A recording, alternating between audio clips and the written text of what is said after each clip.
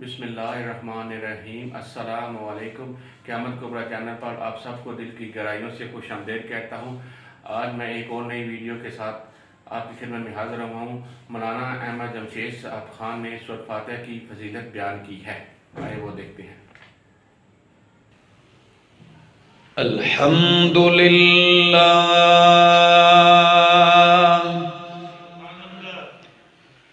الحمدللہ رب العالمین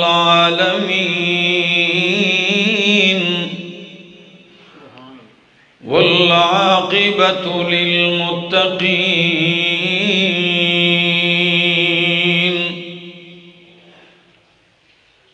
والصلاة والسلام على أشرف الأنبياء وإمام المرسلين وعلى آله وأصحابه أجمعين. أما بعد فأعوذ بالله من الشيطان الرجيم. بسم الله الرحمن الرحيم.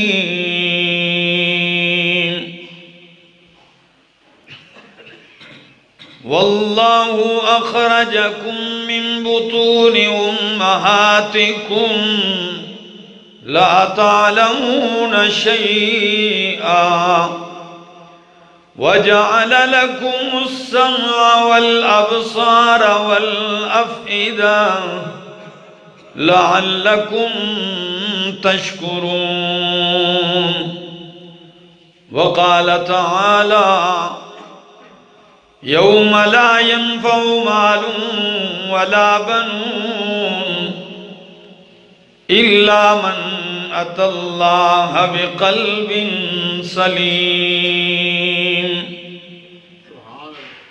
وقال النبي صلى الله تعالى عليه وسلم ألا إن في الجسد لمضغة إذا صلحت صلح الجسد كله وإذا فسدت فسد الجسد كله ألا وهي القلب ألا وهي القلب ألا وهي القلب.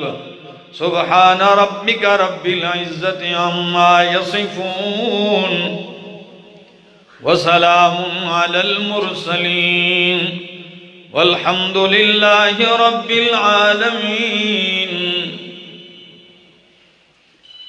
انتہائی قابل عزت، قابل احترام، ذی قدر و ذی وقار بزرگوں، بھائیوں، عزیزوں، نوجوان ساتھیوں، السلام علیکم. دعا اور التجا ہے دربار الہی کے اندر کہ اللہ مجھے حق سچ کہہ سکنے، سمجھا سکنے کی توفیق نصیب فرمائے، اور بعد ازاں مجھے اور آپ سب کو عمل کی بھی توفیق نصیب فرمائے.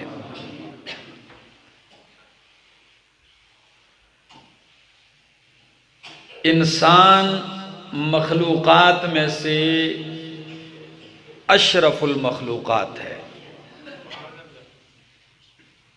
اور قرآن کریم میں لفظ استعمال کیا وَلَقَدْ خَلَقْنَا الْإِنسَانَ فِي أَحْسَنِ تَقْوِيمٍ، کہ ہم نے انسان کو ایک خوبصورت اور بہترین ڈھانچے میں ڈالا ہے، اور پھر وجود انسانی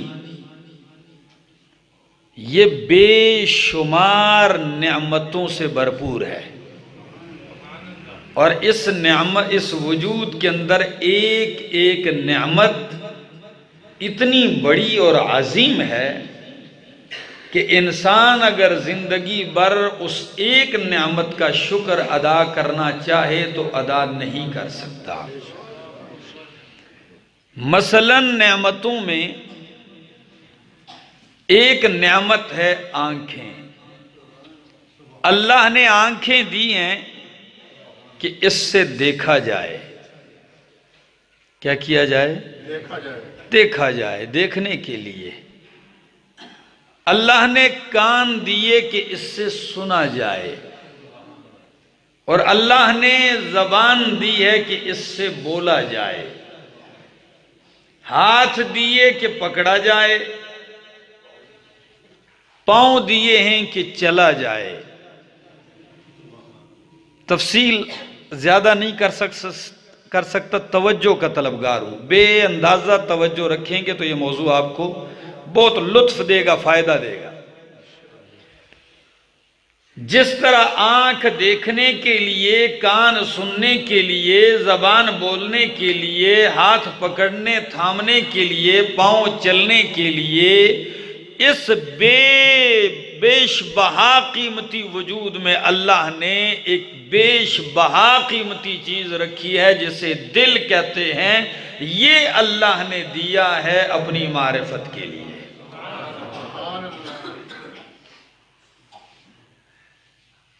بہت بڑی قیمتی چیز ہے دل۔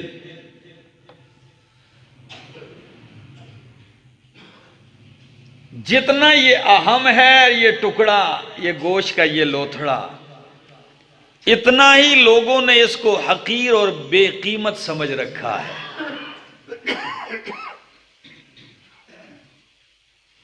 اتنا بے قیمت ہو گیا ہے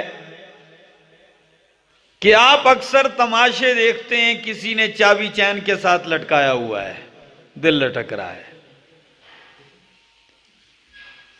رکشے والے نے آگے رکشے میں لٹکایا ہوا ہے، دل لٹک رہا ہے،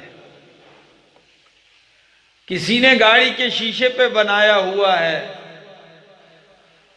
کوئی دکھیا تو ایسا ہوتا بیچ میں تیر بھی داخل کر دیتا ہے کہ بس جی دل میں سوراخ ہے، کئی دلوں میں دراڑ بھی ڈال دیتے ہیں کہ جی میرا دل تو 2 ٹکڑے ہو چکا ہے، اور کئی منچلے ایسے ہوتے ہیں جو کہتے ہیں دل برائے فروخت۔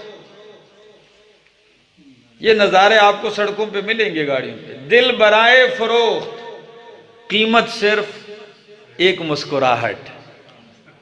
اتنا آسان، اتنا سستا، اتنا عام کر دیا۔ لیکن آئیے رب کے قرآن، نبی کے فرمان کی روشنی میں کہ یہ کتنا اہم ہے۔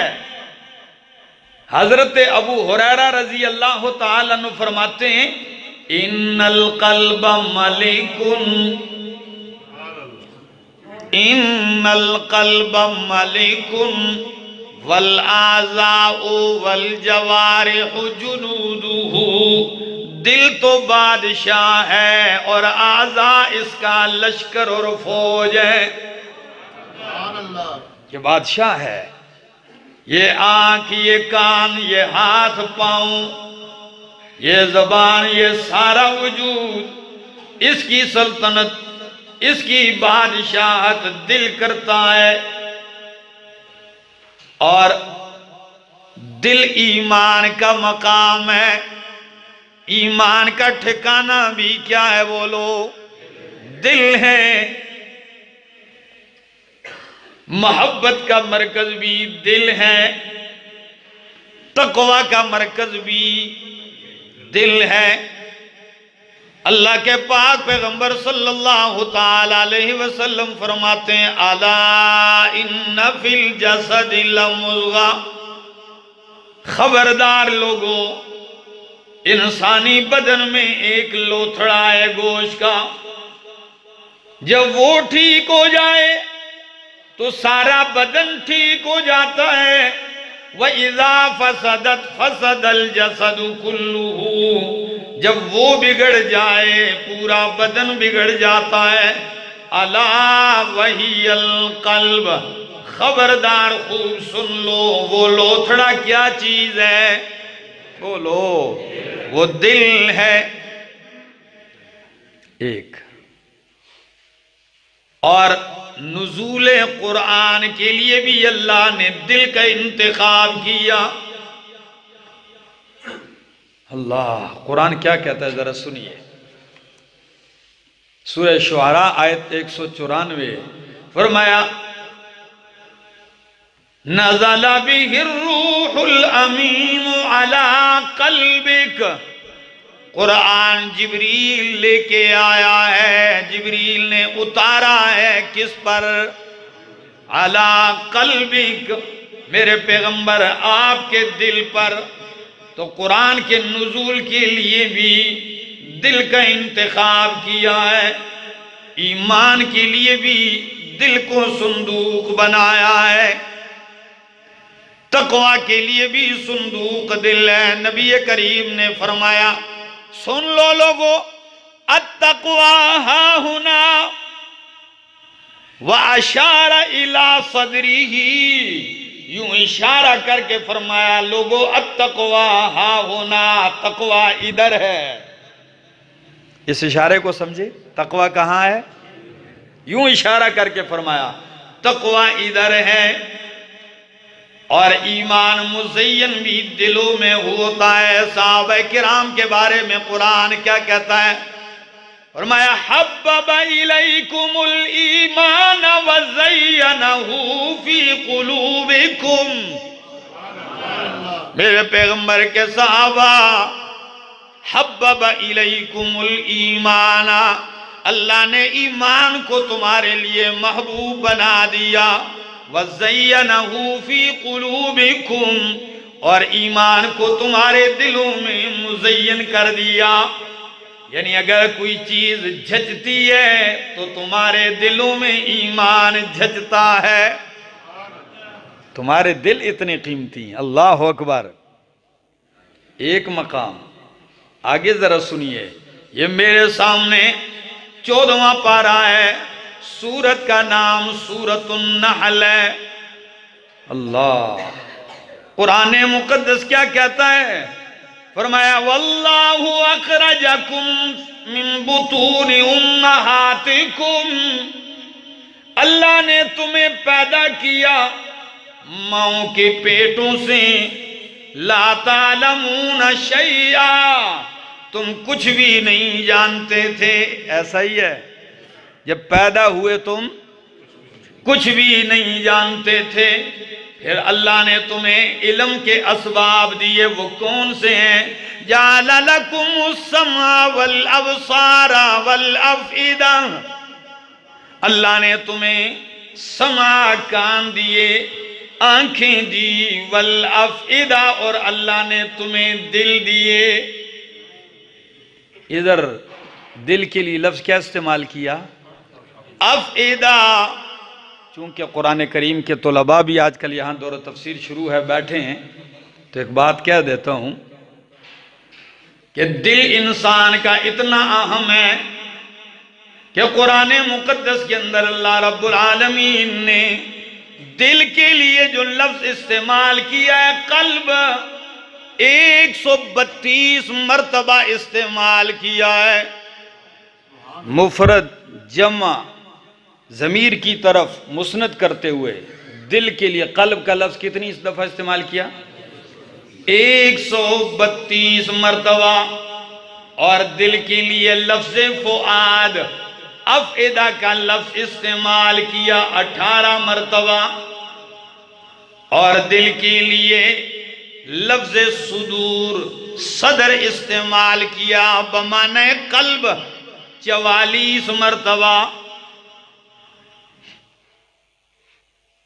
یہ سارا جمع کرو تو تعداد بنتی ہے 194۔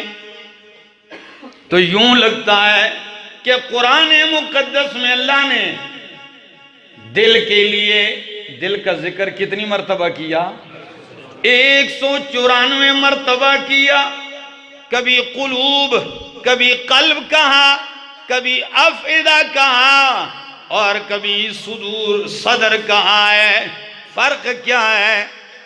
کچھ لوگ فرق عجیب عجیب انداز سے کرتے، میں اس طرف نہیں جاتا، لیکن ایک انداز یوں بھی ہے، قلب کا معنی، دل کو قلب کیوں کہتے ہیں؟ لِتَقَلُّبِهِ، اس لیے کہ یہ ٹھہرتا نہیں، الٹ پلٹ ہوتا رہتا ہے۔ ہری پور والو ایسا ہی ہے، یہ بھی ایک جگہ ٹھہرتا نہیں، الٹ پلٹ ہوتا رہتا ہے۔ کیسے الٹ پلٹ؟ مسجد میں ہے تو کچھ اور کہہ رہا ہے، یہاں سے باہر جاؤ گے یہ کچھ اور کہنے لگے گا، کبھی ایک کی محبت میں پاگل ہو جائے گا تو کچھ دنوں بعد اسی سے نفرت کرنے لگ جائے گا۔ ایسا ہی ہے، کبھی نیکی کی طرف تو کبھی بالکل بدرائی کی طرف جائے گا، یہ ٹھہرتا نہیں ہے۔ جب ٹھہرتا نہیں ہے اور اس کے اوپر کسی کا کنٹرول بھی نہیں ہے، آپ کسی کو زبردستی مار کے ٹکڑے ٹکڑے تو کر سکتے ہیں لیکن اس کے دل پہ کنٹرول نہیں کر سکتے۔ دل کو کنٹرول کرنے کے لیے اللہ نے ایک نسخہ رکھا ہے، وہ قرآن ہے۔ الا بذکر اللہ تطمئن القلوب، اللہ کہ ذکر قرآن ہی سے دل مطمئن ہوتا ہے۔ دل کو لگام دینے والی کتاب یہی ہے، اس سے لگام دی جاتی ہے اس کو اللہ۔ اور دل کے لیے فؤاد کا لفظ آیا ہے افئدہ، جس طرح میں نے یہ سورہ نحل آپ کے سامنے پڑھی، اس میں بھی دل کے لیے لفظ استعمال کیا ہے افئدہ۔ فرمایا اللہ نے تمہارے لیے بنائے، جعل لکم السمع والابصار والافئدہ، دل۔ اللہ، فؤاد کا لفظ اس کا معنی کیا ہے؟ قلب کا تو ہے تقلب، فؤاد تفعد سے ہے، توقد سے ہے، جلنا بڑکنا، کسی چیز کا جلنا بڑکنا۔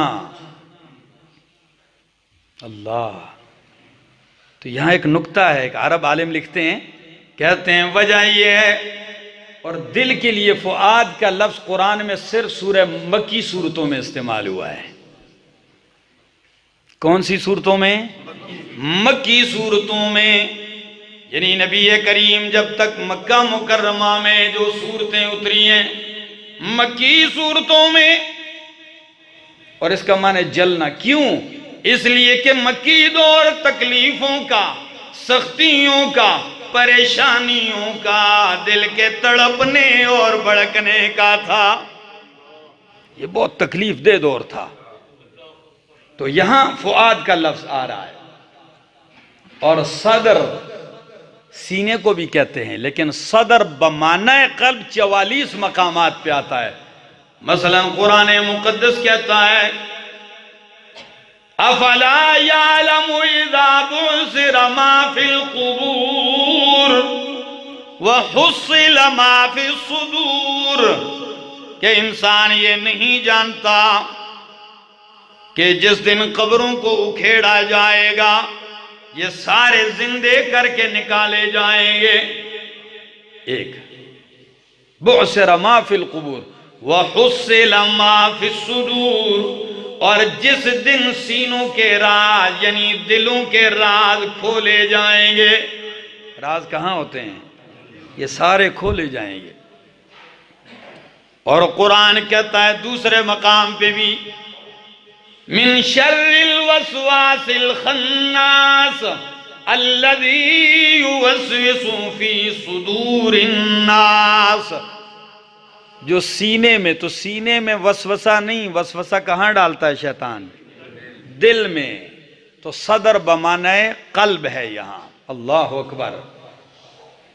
تو اتنے مقامات پہ صدر کا، قلب کا، فؤاد کا لفظ استعمال فرمایا ہے۔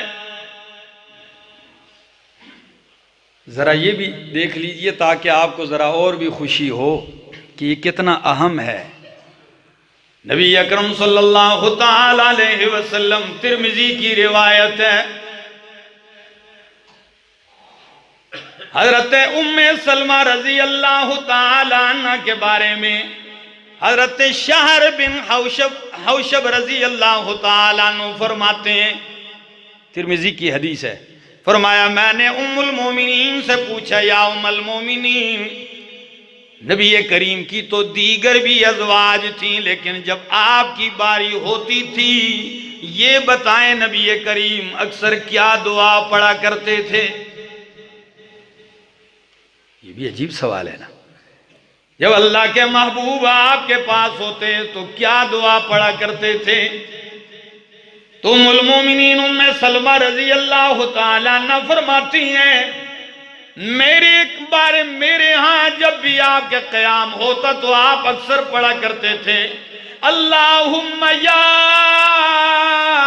مقلب القلوب ثبت قلبی علی دینک،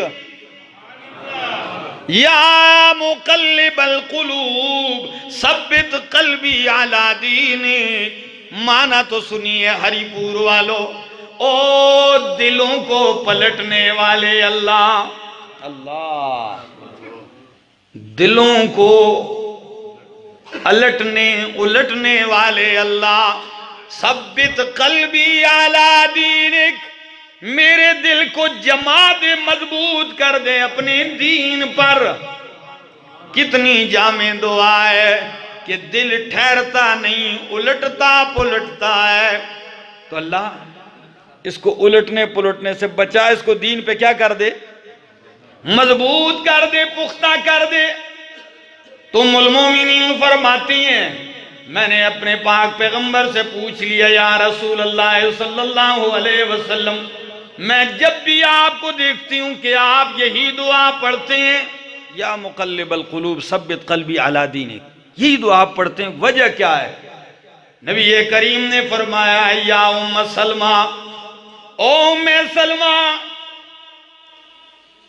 انہو لیس آدمی الا وقلبہ بین اصبعین من اصابع اللہ، کوئی بھی ایسا انسان نہیں جس کا دل ان اللہ کے دو انگلیوں کے درمیان نہ ہو۔ اللہ اکبر، ہر انسان کا دل اللہ کی دو انگلیوں کے درمیان ہے۔ فرمایا ان شاء اقامہا، اللہ فمن شاء اقام ومن شاء ازاغا، جس کا دل اللہ چاہتے ہیں درست کر دیتے ہیں اور جس کا دل اللہ چاہتے ہیں الٹ دیتے ہیں۔ یہ اللہ کی دو انگلیوں کے درمیان ہے، تو اس لیے ہر وقت دعا گو رہتا ہوں اللہ میرے دل کو دین پہ جمائے رکھ۔ کئی لوگوں کے دل اللہ نے الٹے ہیں، رب جب ناراض ہوتا ہے نا پھر رب کی سزائیں بھی بڑی عجیب عجیب ہیں۔ دعا کریں اللہ ہمارے دل نہ الٹے گمراہی کی طرف، اللہ ہمارے دلوں کو دین پہ استقامت عطا فرما دے۔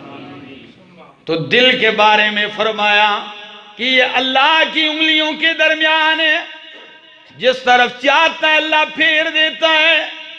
جب حضرت معاذ بن جبل نے یہ حدیث سنی فرمایا تبھی تو قرآن کہتا ہے، دعا سکھلاتا ہے کہ ربنا لا تزغ قلوبنا بعد اذ ہدیتنا،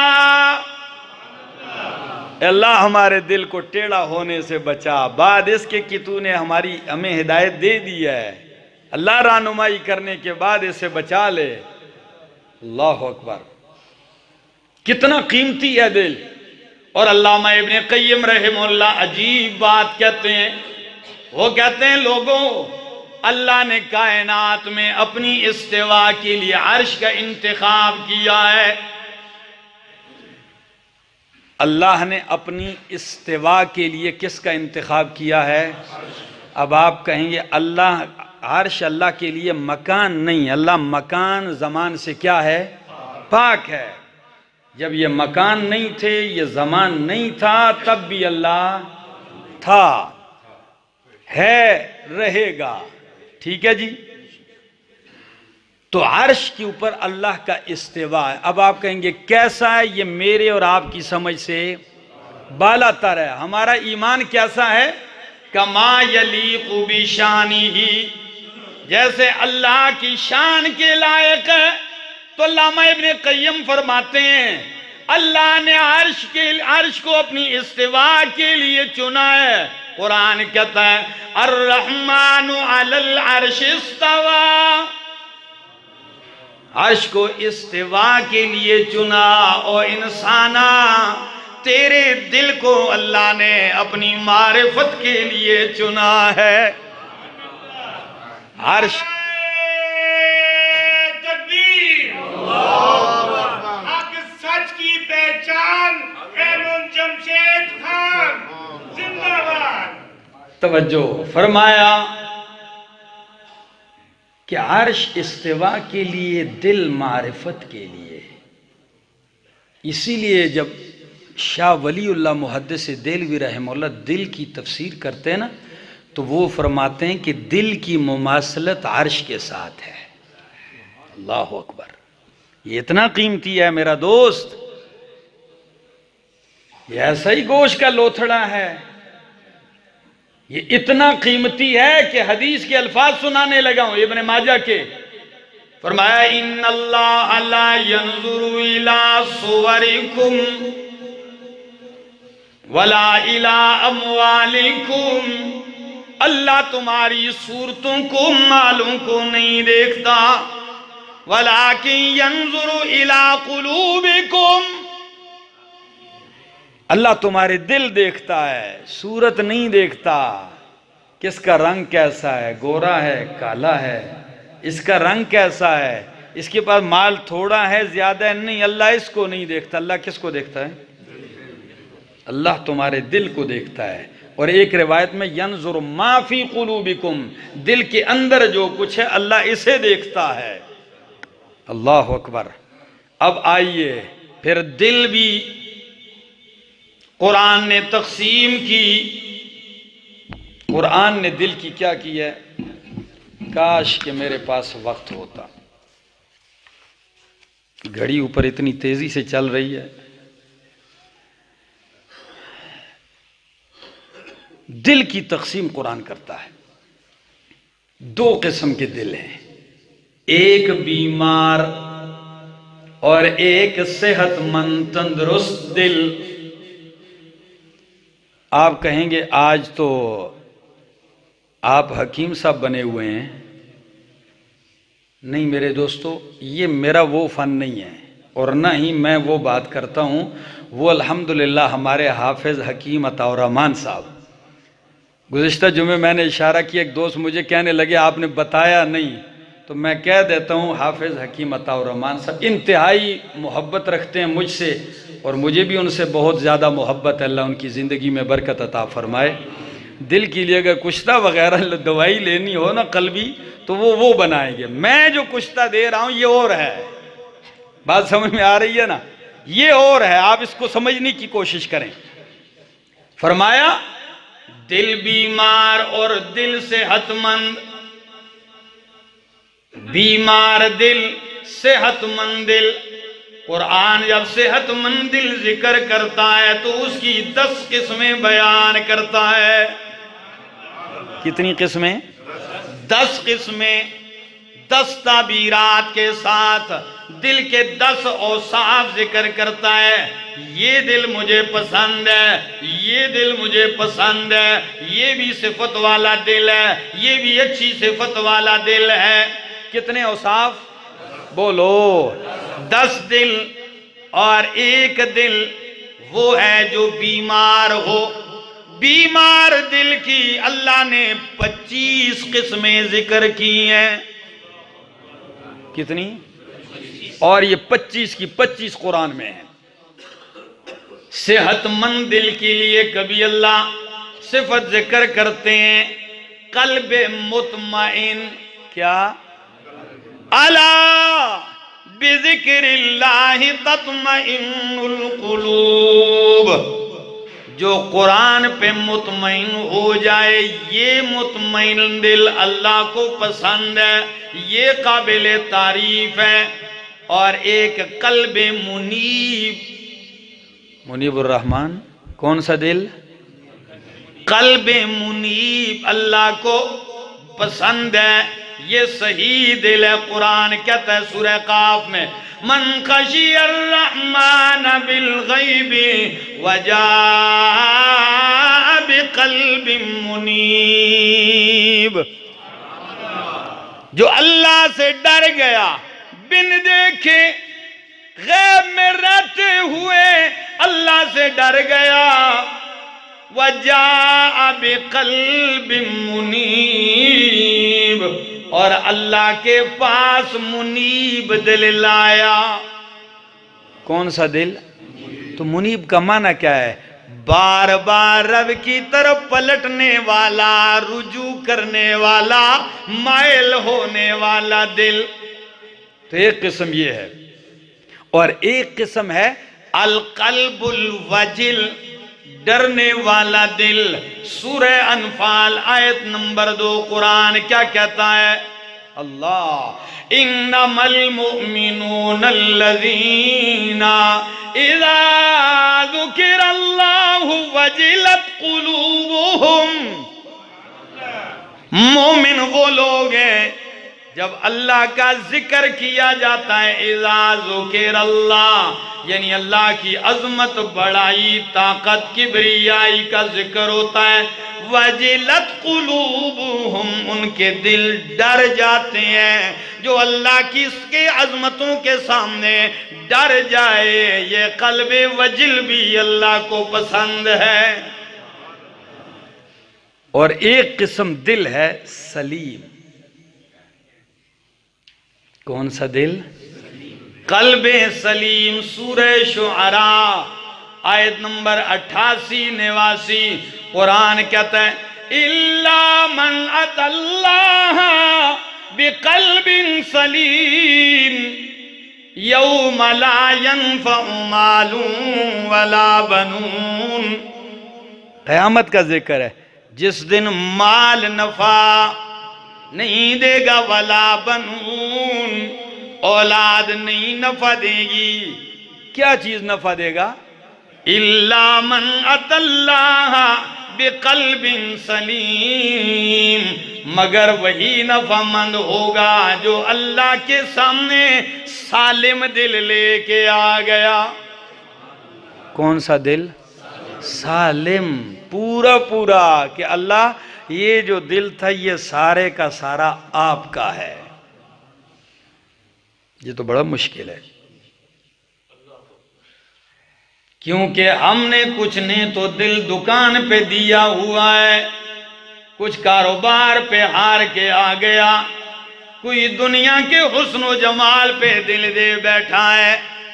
ایسا ہی ہے نا؟ بلکہ میں تو اکثر سوچتا ہوں، میں کہتا ہوں اگر یہ دل کھول کے کیسے کسی کو دکھایا جا سکتا تو خدا جانے کسی کے دل کباڑ خانے ہوتے اور کسی کا دل تو گٹر سے بھی زیادہ گندا ہوتا. اس کو اللہ نے پردے میں رکھا ہے اور اس پہ نظر میرے مالک کی ہے. میں نے ابھی حدیث پڑھی، اس پہ کس کی نظر ہے؟ وَلَٰكِنْ يَنْظُرُ إِلَىٰ مَا فِي قُلُوبِكُمْ. دوستو صحیح دل قرآن ذکر کرتا ہے.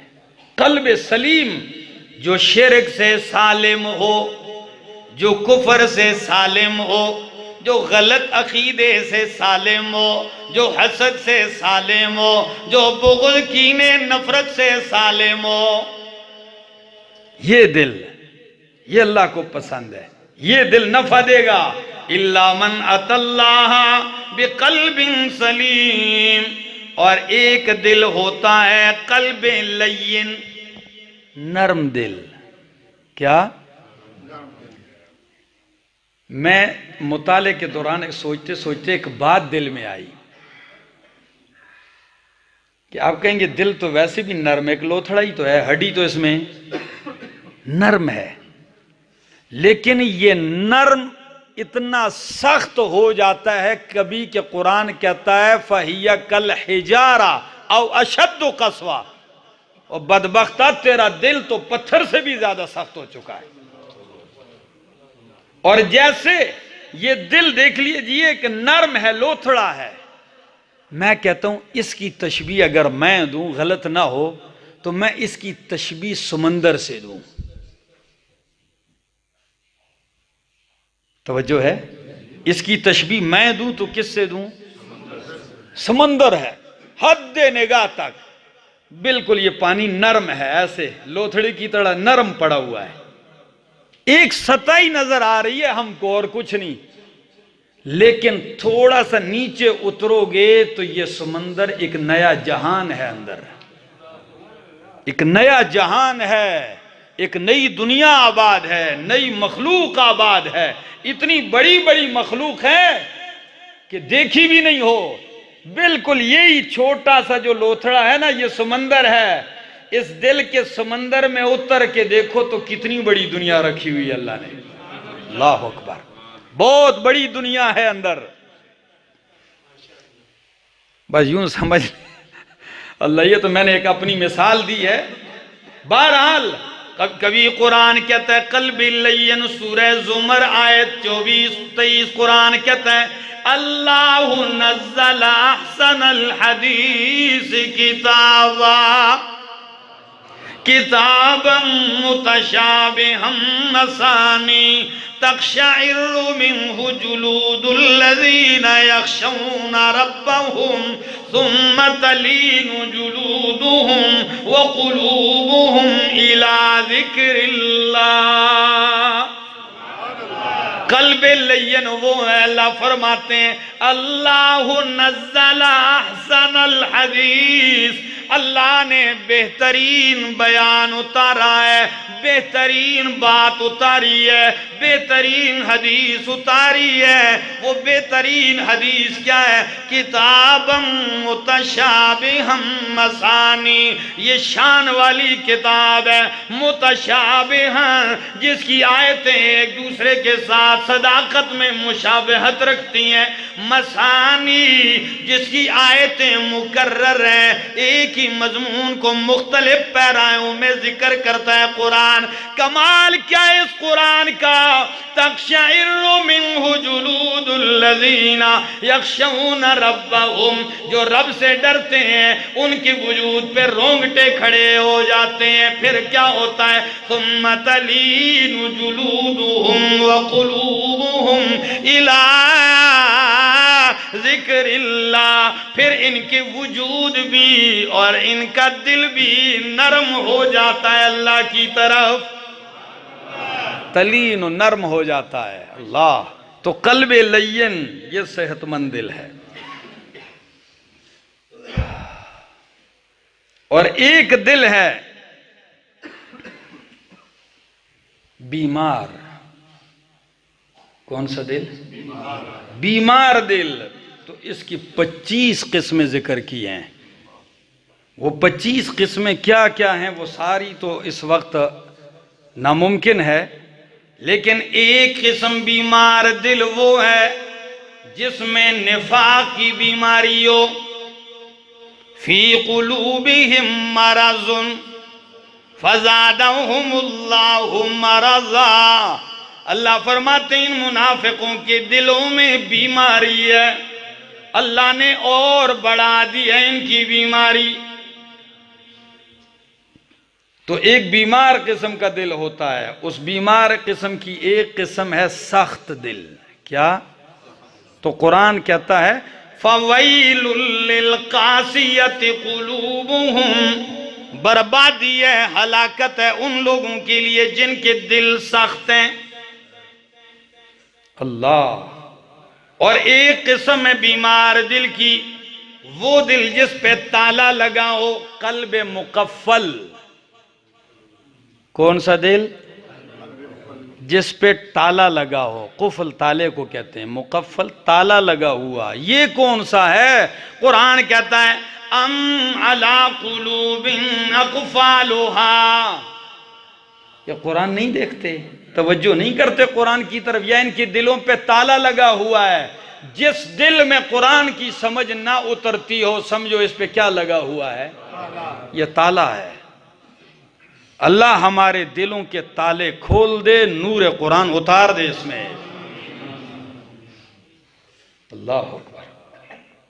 اور ایک قسم کا دل ہے، وہ دل جس کے اوپر پردہ آیا ہو، زنگ آلود ہو۔ وہ کون سا ہے؟ زنگ چڑھا ہو۔ قرآن کہتا ہے سورہ مطففین میں کَلَّا بَلْ رَانَ عَلَىٰ قُلُوبِهِمْ مَا كَانُوا يَكْسِبُونَ۔ کَلَّا، ہرگز نہیں، بلکہ زنگ چڑھ چکا ہے ان کے دلوں پہ کس چیز کا؟ ما کانوا یکسبون، ان گناہوں کا جو یہ کرتے ہیں۔ قرآن نے تو اتنا کہا کہ گناہوں کا زنگ چڑھ چکا ہے، لیکن میرے پاک پیغمبر کی تفسیر سے قربان جاؤں، فرمایا بندہ جب بھی گناہ کرتا ہے تو کانت فی قلبہ نقطۃ سوداء، دل پہ ایک سیاہ نقطہ لگتا ہے، جب یہ توبہ کرتا ہے تو وہ صاف ہو جاتا ہے، جب یہ پھر گناہ کرتا ہے پھر سیاہ نقطہ لگتا ہے، اور توبہ نہ کرے پھر گناہ کرے دوسرا نقطہ، تیسرا نقطہ، یہ دبے لگتے لگتے ایک دن آتا ہے پورا دل ہی سیاہ ہو جاتا ہے۔ جب پورا دل سیاہ ہو جاتا ہے پھر آپ جو مرضی یہ کریں، نتیجہ یہ نکلتا ہے کہ ایمان سے محروم چلا جاتا ہے۔ اور جب آپ نیکی کرتے ہیں بارونق دبا لگتا ہے، روشن سفید ہوتے ہوتے یہاں تک یہ بالکل شفاف ہو جاتا ہے، صاف شفاف ہو جاتا ہے۔ یہ تو قرآن کی ایک آیت میں نے پڑھی نا، اب ذرا میں ایک حدیث کی طرف بھی چلتا ہوں، ذرا آپ اس کو بھی سنیے، حیران رہ جائیں گے۔ قرآن نے جب ذکر کیا تو میرے پاک پیغمبر قرآن کے معلم اول ہیں۔ تشریح میں فرماتے ہیں، امام ابن کثیر نے یہ حدیث نقل کی ہے اور فرماتے ہیں کہ یہ سند اس کی صحیح ہے۔ کہتے ہیں القلوب اربعۃ، دل کی کتنی قسمیں ہیں؟ القلوب اربعۃ، یاد رکھو ہری پور والو، دل کی کتنی قسمیں؟ 4 قسمیں۔ فقلب اجرد وقلب اغلف وقلب منکوس وقلب مصفح۔ کتنی؟ قلب اجرد، ایک دل وہ ہے جو بالکل شفاف ہے، بالکل صاف ستھرا ہے۔ اجرد اس بندے کو کہتے ہیں جس کے وجود پہ کوئی بال نہ ہو۔ تو جنتی جب جنت میں جائیں گے جردن مردن، داڑھی بھی نہیں ہوگی، بدن پہ بال بھی، تو یعنی وہ دل جس پہ بال برابر بھی کوئی میل نہ ہو، صاف دل۔ فرمایا مثل السراج، اس کی مثال چراغ کی طرح ہے جو روشنیاں دیتا ہے۔ ایک وقلب اغلف، وہ دل جو غلاف چڑھا ہوا ہو، اور غلاف بھی کیسے؟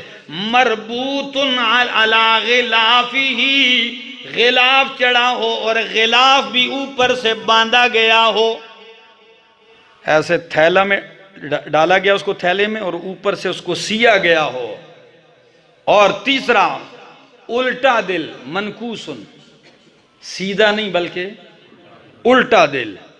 اور چوتھا دل مصفح، 2 رخوں والا دل۔ مصفح صفحے کو کہتے ہیں، جیسے ایک صفحہ ہے تو اس کے کتنے رخ ہیں؟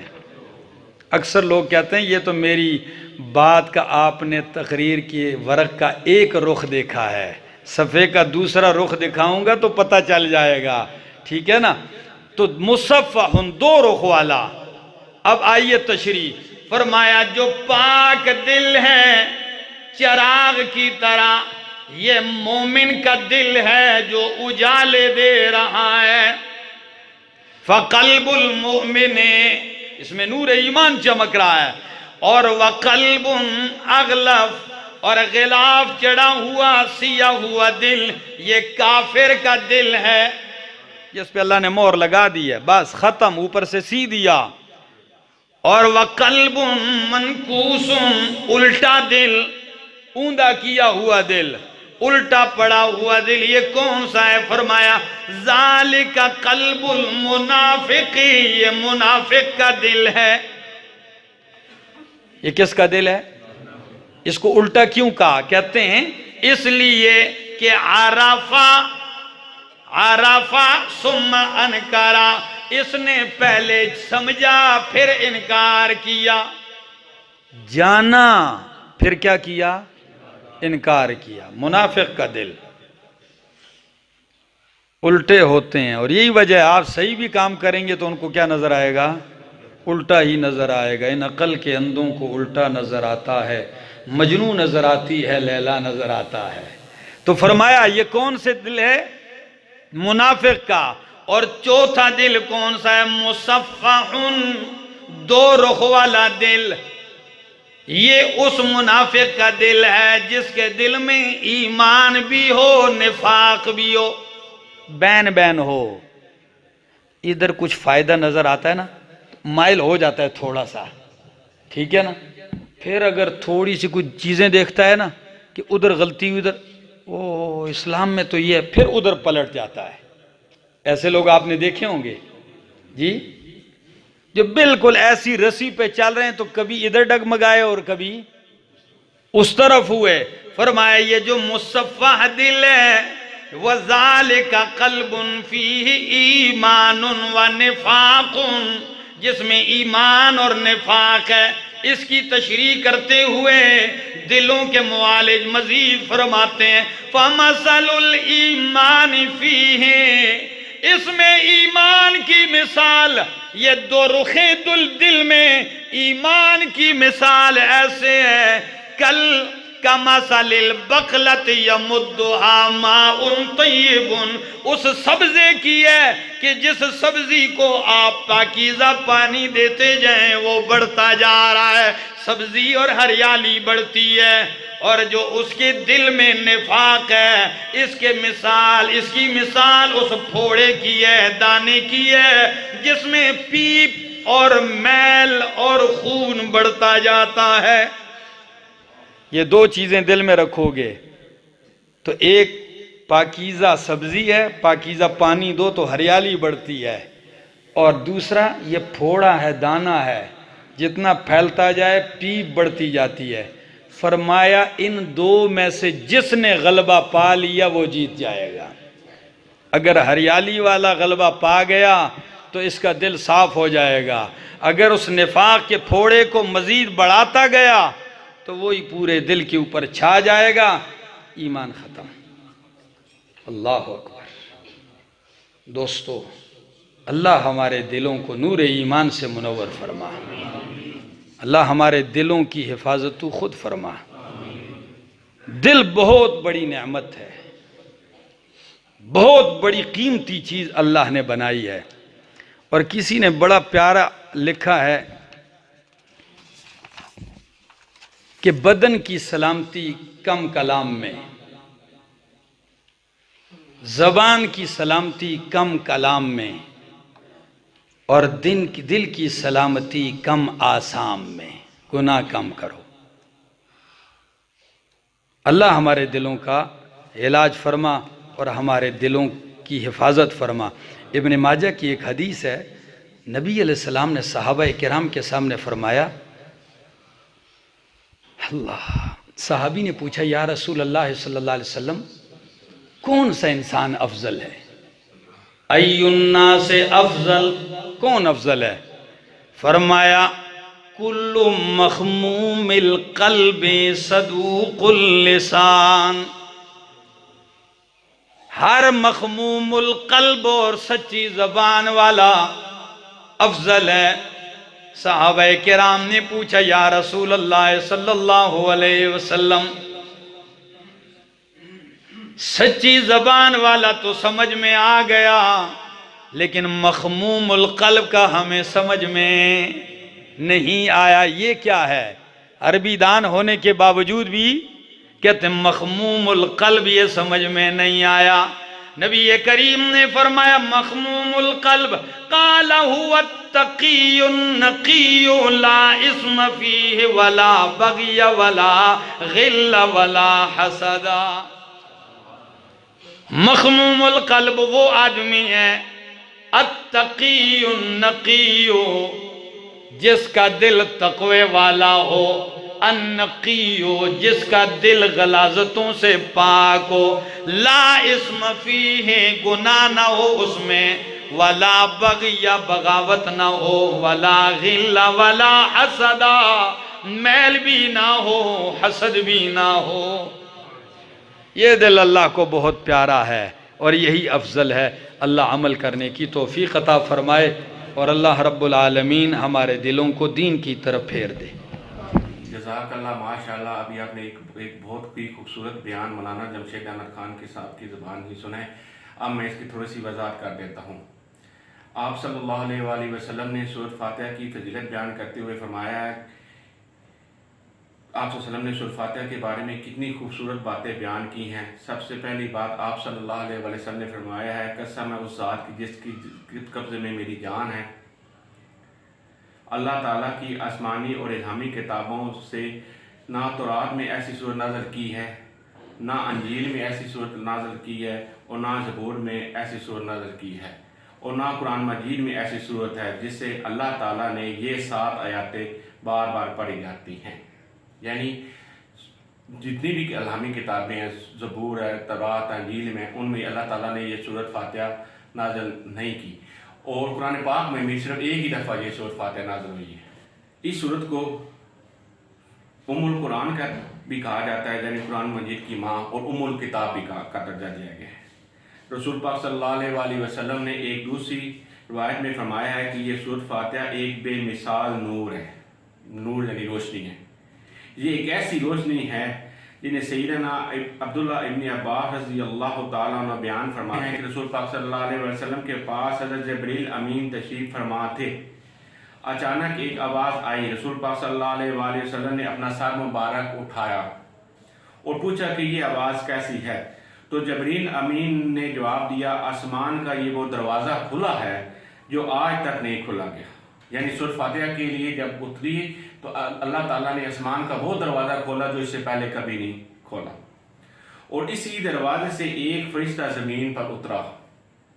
یہ فرشتہ زمین پر اس سے پہلے کبھی نہیں اترا۔ رسول پاک صلی اللہ علیہ وآلہ وسلم کے پاس حضرت جبریل امین تشریف فرما تھے۔ اچانک سے ایک آواز آئی، رسول پاک صلی اللہ علیہ وآلہ وسلم نے اپنا سر مبارک اٹھایا اور پوچھا کہ یہ آواز کیسی ہے؟ تو جبریل امین نے جواب دیا، آسمان کا یہ وہ دروازہ کھلا ہے جو آج تک نہیں کھولا گیا۔ یعنی جب یہ سورۃ فاتحہ کی اتنی فضیلت ہے کہ جب یہ سورۃ فاتحہ کا نزول ہوا حضور پاک صلی اللہ علیہ وآلہ وسلم کے دل مبارک پر، تو اس وقت جو آسمان کا دروازہ کھلا وہ اس سے پہلے کبھی نہیں کھلا، اور اس دروازے سے ایک فرشتہ زمین پر اترا ہے۔ پہلے یہ فرشتہ زمین پر کبھی نہیں اتارا گیا، اور اس فرشتے نے جب حضور پاک صلی اللہ علیہ وآلہ وسلم کی خدمت میں حاضر ہوا تو السلام علیکم کہا، اور کہا کہ اے اللہ تعالیٰ کے پیارے محبوب، میں 2 روشنیاں اور 2 نور کی خوشخبری لے کے آیا ہوں، ایسے نور جو آپ صلی اللہ علیہ وآلہ وسلم سے پہلے کسی نبی کو عطا نہیں کیے گئے۔ یعنی حضرت آدم علیہ السلام سے لے کر حضرت عیسیٰ علیہ السلام تک کم و بیش 1,24,000 پیغمبر تشریف لائے، کسی کو یہ روشنیاں نہیں، نور نہیں عطا کیے گئے۔ وہ کیا ہے؟ ایک سورۃ فاتحہ اور دوسری سورۃ بقرہ کی آخری آیات، یہ 2 نور ہیں۔ سورۃ بقرہ کی آخری آیات یا سورۃ فاتحہ کا کوئی حصہ بھی آپ پڑھیں تو اللہ رب العزت اسے ایک ایک حرف کے بدلے میں عطائیں کرتے ہیں۔ یعنی سورۃ بقرہ کی آخری آیات پڑھیں یا سورۃ فاتحہ پڑھیں تو ہر لفظ کے بدلے میں بے شمار اللہ پاک نعمتیں عطا کر۔ بلکہ رسول پاک صلی اللہ علیہ وآلہ وسلم نے اس سورت کی عظمت کو بیان کرتے ہوئے صحابہ کرام رضوان اللہ اجمعین کو اتنی خوبصورت بات سکھائی۔ بخاری شریف کا وہ واقعہ بہت مشہور ہے۔ ایک آنے والی عورت نے بتایا کہ ہمارے قبیلے کے سردار کو بچھو نے کاٹ لیا ہے، کیا آپ کے پاس کوئی ایسا شخص ہے جو شخص دم کر سکتا ہو؟ تو اس پر رسول پاک صلی اللہ علیہ وآلہ وسلم کے ایک صحابی رضی اللہ تعالیٰ عنہ نے سورۃ فاتحہ کی تلاوت کی اور اس کو دم کیا۔ یعنی سورۃ فاتحہ کی تلاوت کرنا اور دم کرنا سنت ہے۔ رسول پاک صلی اللہ علیہ وسلم کے اس صحابی نے جب سورۃ سورۃ فاتحہ پڑھی اور اس پر دم کیا تو اللہ تعالیٰ نے اس کو شفا عطا کر دی۔ علیہ وآلہ وسلم نے فرمایا میں نے آپ کو آواز کیوں نہیں ہوئی؟ کیا آپ نے اللہ تعالیٰ کا وہ کلام نہیں سنا کہ جب اللہ کے پیغمبر آپ کو بلائیں تو آپ سب کام چھوڑ کر ان کی بات سنیں؟ تو ان پر صحابی نے فرمایا کہ میرے ماں باپ آپ پر قربان ہو، میں نماز پڑھ رہا تھا۔ پھر جب نماز سے فارغ ہوا تو آپ صلی اللہ علیہ وآلہ وسلم کی خدمت اقدس میں حاضر ہوا۔ پھر اللہ تعالیٰ کے رسول پاک صلی اللہ علیہ وسلم نے فرمایا کہ کیا میں تم کو قرآن پاک کی سب سے عظیم سورت نہ سکھا دوں اس سے پہلے کہ تم مسجد سے نکل جاؤ؟ یعنی تم نے نماز پڑھ لیا، تم گھر کی طرف چلے جاؤ، اس سے پہلے یہ سیکھ لو۔ تو صحابی نے کہا کیوں نہیں یا رسول اللہ صلی اللہ علیہ وسلم؟ تو آپ صلی اللہ علیہ وسلم نے فرمایا سورۃ فاتحہ کی تعلیم دی اور سکھایا۔ رسول پاک صلی اللہ علیہ وسلم نے فرمایا کہ جو شخص نماز کے اندر سورۃ فاتحہ نہیں پڑھتا تو اس کی کوئی نماز نہیں، یعنی سورۃ فاتحہ پڑھنا فرض ہے۔ اگر کوئی شخص سورۃ فاتحہ نماز میں نہیں پڑھتا، فرض ہو سنت ہو نفل ہو، تو اس کی کوئی نماز نہیں ہے، رسول پاک صلی اللہ علیہ وسلم کی اس ارشاد مبارک کی روشنی میں۔ یہ ایک ایسی خوبصورت صورت ہے جو کہ اللہ تعالیٰ اور اس کی مخلوق کے درمیان رابطہ ہے۔ جب بندہ، رسول پاک صلی اللہ علیہ وسلم نے فرمایا کہ جب بندہ کہتا ہے الحمدللہ رب العالمین تو اللہ تعالیٰ فرماتے ہیں کہ میرے بندے نے میری حمد بیان کی۔ جب بندہ کہتا ہے کہ الرحمن الرحیم تو اللہ رب العزت فرماتے ہیں کہ میرے بندے نے میری ثنا بیان کی۔ جب بندہ کہتا ہے مالک یوم الدین تو اللہ رب العزت فرماتے ہیں کہ میرے بندے نے میری بزرگی بیان کی۔ اور جب بندہ فرماتا ہے ایاک نعبد و ایاک نستعین اہدنا الصراط المستقیم صراط الذین انعمت علیہم غیر المغضوب علیہم ولا الضالین تو اللہ تعالیٰ فرماتے ہیں کہ میری اور میرے بندے کے درمیان میں جو کچھ میرے بندے نے مانگا میں ضرور اس کو عطا کر دوں گا۔ اگر آپ ہمارے چینل پر نئے آئے ہیں اور ابھی تک ہمارا چینل کو سبسکرائب نہیں کیا تو ہمارا چینل کو سبسکرائب کر لیں تاکہ ہر آنے والی نئی ویڈیو آپ تک پہنچ سکے۔ جزاک اللہ۔